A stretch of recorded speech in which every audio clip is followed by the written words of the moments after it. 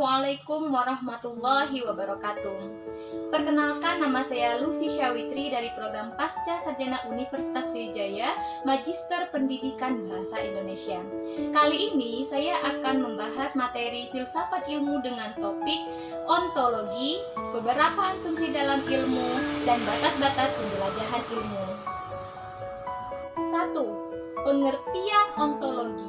Istilah ontologi berasal dari kata Yunani yaitu onto, yang berarti sesuatu yang sungguh-sungguh ada atau kenyataan yang sesungguhnya, dan logos yang berarti teori atau ilmu. Jadi, ontologi adalah teori atau ilmu tentang keberadaan atau membicarakan tentang yang ada.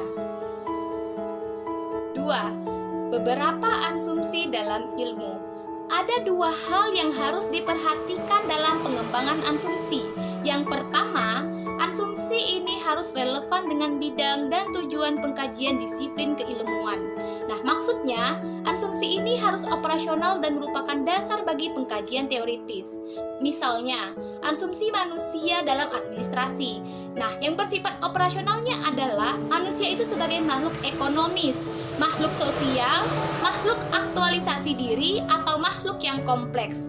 Nah, berdasarkan asumsi-asumsi ini, maka dapat dikembangkan berbagai model, strategi, dan praktek administrasi.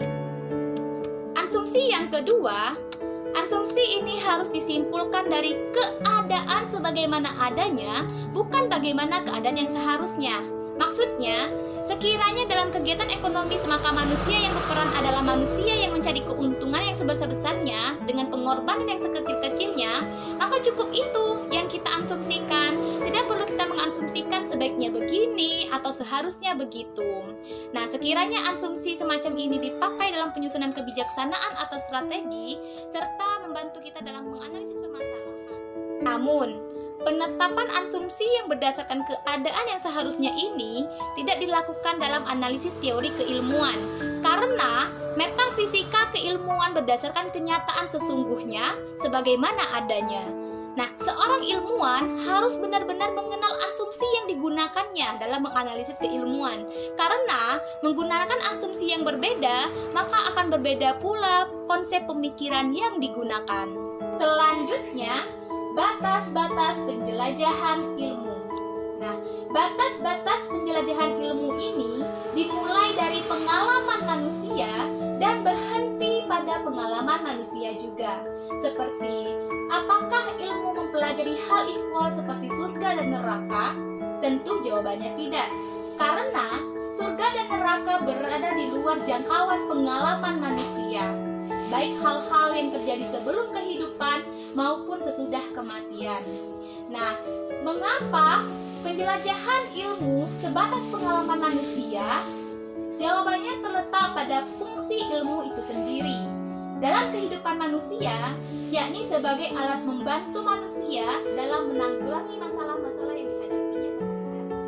Selanjutnya, ilmu membatasi lingkup penjelajahannya pada pengalaman manusia juga disebabkan oleh metode yang digunakan dalam menyusun telah teruji kebenarannya secara empiris. Nah, sekiranya ilmu memasukkan daerah di luar batas pengalaman empirisnya, bagaimana kita melakukan pembuktian secara metodologis? Nah, dalam batas pengalaman manusia pun memang dijelaskan bahwa ilmu hanya berwenang dalam memasukkan atau menentukan benar atau salahnya suatu pernyataan tentang baik dan buruknya sesuatu, semua itu termasuk kepada sumber-sumber moral. Nah, tentang indah dan buruk. Nah, seperti yang dikatakan oleh Einstein bahwa ilmu tanpa bimbingan moral agama adalah buta.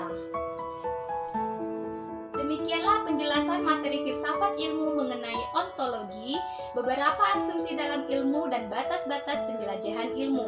Semoga bermanfaat. Sekian dan terima kasih. Saya akhiri. Wassalamualaikum warahmatullahi wabarakatuh.